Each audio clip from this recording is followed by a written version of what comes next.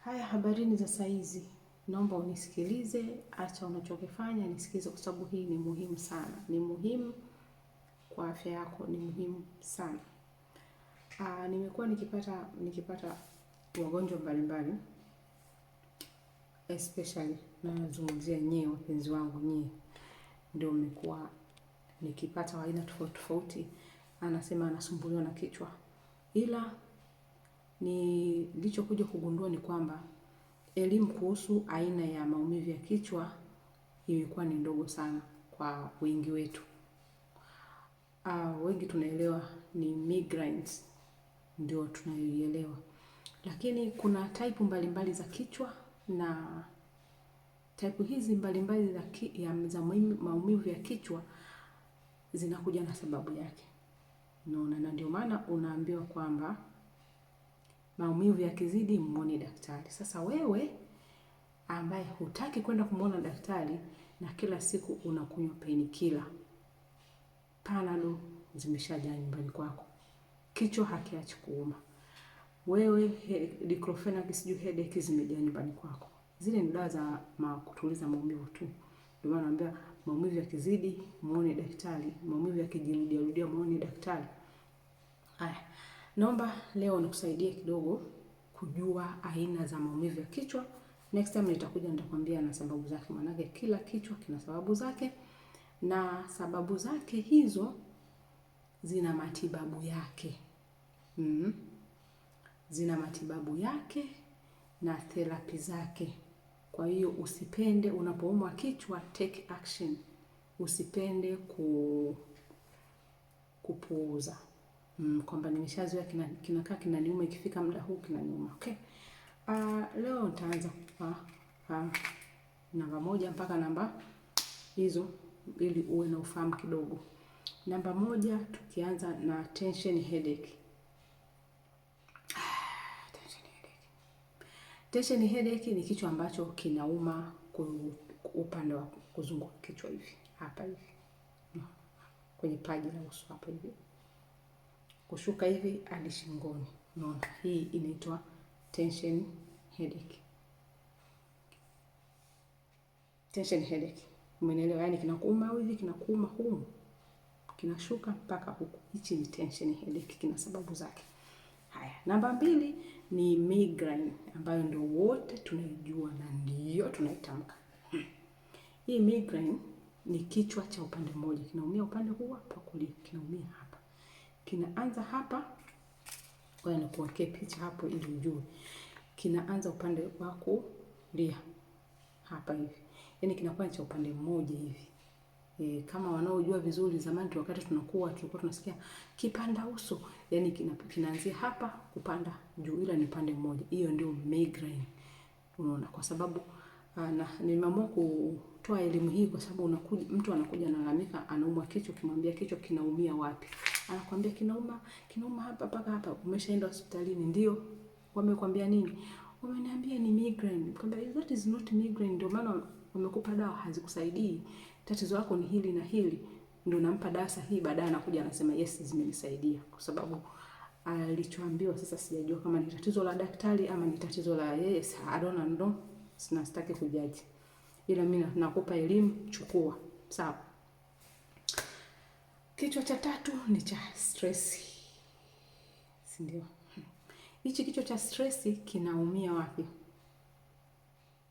Hichi kichwa cha stress kinauma upande wa utosi hapa. Ukisikia kichwa kinakuuma sana hapa, kinauma, afu kinashuka hadi shingoni. Hicho ni kichwa cha stress. Sawa? Kwa hiyo kwa haraka kichwa cha stress, tulia, angalia kitu gani ambacho hujakimaliza kichwani mwako, tulia, ukitatu utapona kichwa.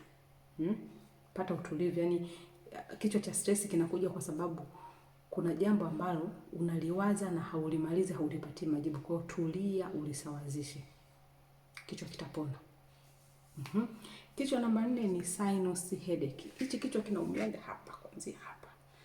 Hichi ni kichwa cha mafua, homa ya mafua, kinaumia hapa. Unaona hapa? Yaani unasikia hapa panauma kuja hivi mpaka puani. Nadhani hii ushaisikia. Hii inaitwa sinus headache. Ni kichwa cha homa ya mafua. Unaona? Alafu kichwa namba 5 kinaitwa cluster headache. Hichi kinauma kuzunguka jicho moja. Ushawahi kusikia ghafla tu kichwa kinafanya pa, afu kichwa kinauma, yani unasikia upande wa jicho hapa unauma, kuna kama yeye unasikia kama kuna kamshipa kanatoka kichwani kanakuja mpaka kuzunguka jicho. Basi hiyo inaitwa cluster headache. Unaona kina sababu zake. Ndio maana unaambiwa kunywa dawa za maumivu, ila ukiona hali inajirudia nenda kamuone daktari kwa msaada zaidi. Haya, namba 6 inaitwa hemicrania continua. Hichi ni kichwa ambacho kinauma sana upande, yani kinauma sana upande wa kushoto. Kiko kama migraine, ila migraine inakuja upande wa kulia. Unaona, hichi chenyewe kinakuja upande wa kushoto, kinauma. Unaona migraine tofauti wake ni kwamba migraine kinaanzia hapa kinashuka, lakini hichi kichwa kinaenda hivi, kinaumia yani kuanzia hapa mpaka nyuma ya sikio huku. Unasikia panauma sana, kinashuka mpaka kinashuka hivi, yani kinaenda hivi nyuma hivi. Migraine nielewe ni upande huu wa kulia ambayo niki hapa tu kinaumia hapa kwenda hivi. Unaona tofauti zake na ina sababu yake pia. Ila ni upande mmoja. Haya, namba 7 ni hormone headache. Hii ni kichwa cha hormone. Kama hormone zako zikiwa hazijakaa vizuri, ama mwingine ana experience kichwa cha hivi akiwa yuko kwenye siku zake. Kwa hiyo hichi kichwa kinakuja. Mara nyingi kinakuja mara moja kama ni unapoingia hedhi, ama ukiona kinakuuma kwa kujirudia na wakati hauko kwenye hedhi, jua ni cha hormone na unatakiwa ushughulike na hormone zako. Hichi kichwa kinauma kama kichwa cha namba 6 ambacho ni cha hemicrania continua. Hichi kinaumia upande huu. Kichwa unasikia kinauma kuanzia hapa. Yani kinachukua hapa, kinashuka, kinauma sana hapa, afu kinashuka mpaka unasikia mishipa ya kidevu hivi inauma. Yani kinauma mpaka unatamani ulale. Basi hicho ni kichwa cha hormone imbalance. Ama kichwa cha hedhi. Maana kinahusishwa na hormone. Namba ngapi? Namba 8. Hii kinaitwa hypertension. Hii hypertension kinakuwa ni cha pressure.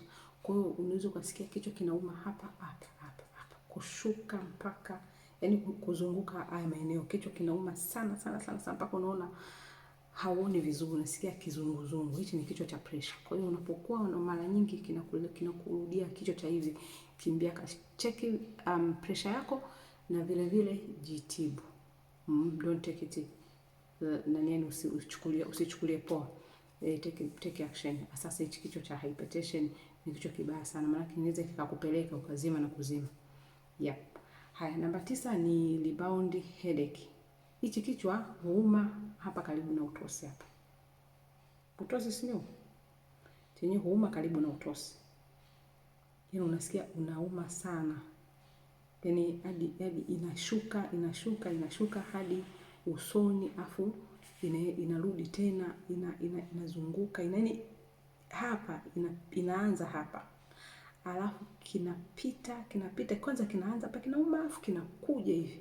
Afu tena kinakuja kinarudi. Yani unasikia hapa panauma, baadaye unasikia na shingo inauma.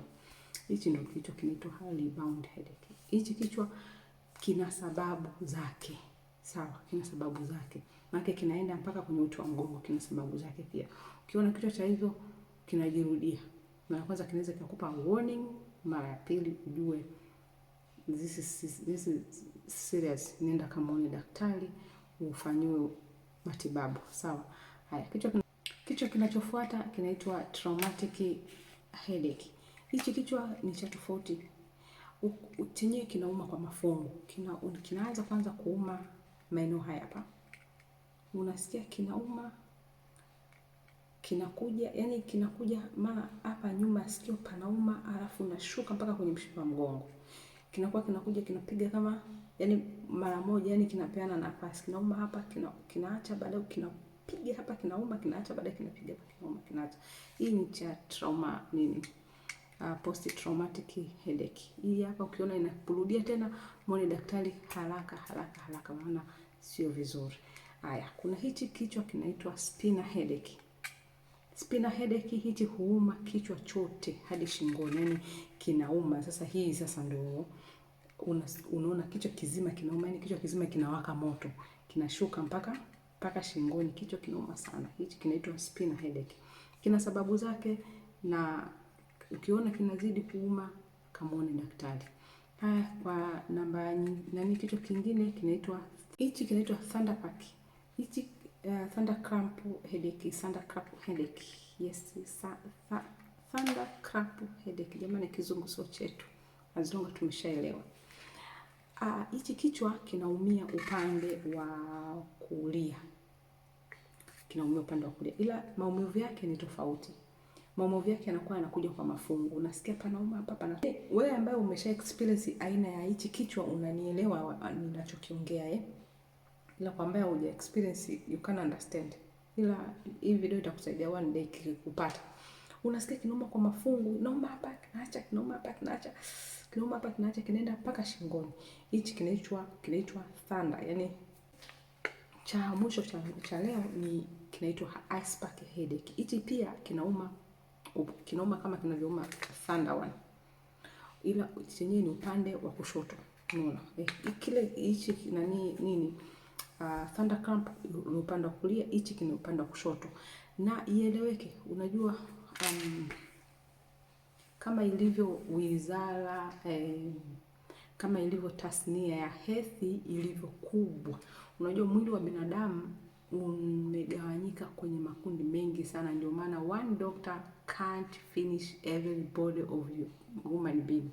Unaona, yani daktari mmoja hawezi kumaliza matatizo ya mwanadamu, ya mwili wa binadamu, muundo wote wa binadamu. Ndio maana madaktari wako wamejigawa, huyu anasomea hichi, huyu anasomea hichi, huyu kama atapata taaluma 2 3 ya udaktari, huyu atapata 1, huyu hapati kabisa.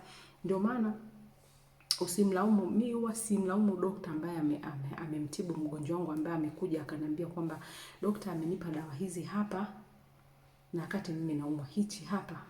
Unaona, uelewa ni tofauti. Mwenzio kasomea hichi unampelekea, na wakati muda huo ana shida na hela. So guys, pia please naomba wito wa madaktari jamani. Kama kitu ambacho hukijui, hebu usimdanganye mgonjwa. Hakuna mtu atakaye kushusha hadhi kwa kusema kwamba mimi siko kwenye taaluma hiyo, hapo sifahamu. Naomba nikusaidie, nenda na kulifaa kwa daktari mwingine. Jamani, tunawasaidia wagonjwa kwa sababu wengi wagonjwa wanakuwa hawana elimu na hawajui. Kwa hiyo wewe unapopata benefit kwa sababu ya unahitaji pesa, tunakuwa tunaiharibu sana. Tunajaribia majina kwenye hii tasnia jamani. Hamna mtu atakaye kulaumu kwa sababu hii tasnia ya afya ni pana, ni kubwa sana. Mtu mmoja hawezi kuimaliza. Huo ndo wito wangu jamani. Tuache kuwa tunawadanganya wagonjwa. So guys, ndio maana kila kichwa nimekueleza hapa kina sababu zake. Kama nilivyosema kwamba unaweza kauliza, let's say kuna aina ya vichwa hapa nimekutajia vinataka kama vile kufanana, ila maeneo tofauti. Haya maeneo tofauti si maeneo sawa. Eneo la kama hivi nimekwambia kwamba hichi kinaumia hapa au hichi kinaumia hapa, maana yake kuna sababu yake. Nikakwambia kwamba hichi kinaumia hapa, ila kama kinaumia kama hivi kuna sababu yake. Kwa hiyo don't take it lightly. Chukua hatua, acha kunywa dawa ovyo. So follow me kama umependa topic hii, niambie nije nikueleze. Comment hapo. Nikiona comment 100 nitakuja nieleze kila kichwa nilichokitaja hapa na sababu zake. Kinasababishwa na nini na matibabu yake ni nini na dawa gani unatakiwa utumie. Yes. Na kama utakuja private, sasa hapa ni concentration fees. Unaingia kwa doctor, utachajiwa. Kwa sababu kila kichwa kina matibabu yake na kina dawa zake. Kwa hiyo kama unaweza kaja, ninaweza nikakuandikia dawa gani unaweza kutumia na hospitalini ama supplement. Unaona, naamini sana katika supplement. Kwa sababu gani? Napenda kudili na supplement sana kuliko dawa zile za hospitali. Kwa sababu gani? Supplement yani supplement ni kama ni dawa, ni lishe ambayo inaenda inachimbua tatizo lilipoanzia. Tukiachana na dawa za hospitalini ambazo zinatibu kwa muda huo, kwamba yani zina clear ugonjwa huo hapa, ila haziende kuchimbua kwa nini huu ugonjwa umekuja. Supplement inaenda inachimbua ugonjwa kwa nini umekuja. Kama ugonjwa umesababishwa na labda hichi hapa kimepungua, au madini haya yamepungua, au vitamini hizi zimepungua, supplement inaenda na dili kule. Kwa hiyo ikishaanza kudili kule, matokeo yake inakuja inafix vitu vingi ambavyo vimeharibika huko. Hospitalini ndio maana unavyoenda hospitalini ukishapewa sindano nini, moja kwa moja unatulia. Hospitalini ni kumaliza kwa juu. Ila supplement ni kuanza mzizi, kukata mzizi mpaka kuja kwenye tatizo na kurekebisha kila kitu. Jamani, mpaka hapo. Okay. Kwa leo naomba niishie hapo. Swali lolote, madaktari naomba niwaone kwenye comment hapo. Labda nione tu confirm nilichokiongea kwa wagonjwa wetu ni sawa. Unajua aina ngapi za vichwa? Maana yake aina za vichwa zipo nyingi. Unafahamu aina ngapi za vichwa? Una taaluma gani hapa? Mtu jaribu kuwa tunasaidiana basi. Okay. Haya, mimi kwa uelewa wangu nimeishia hapo, ila vingi vinakuja. Asanteni na karibuni.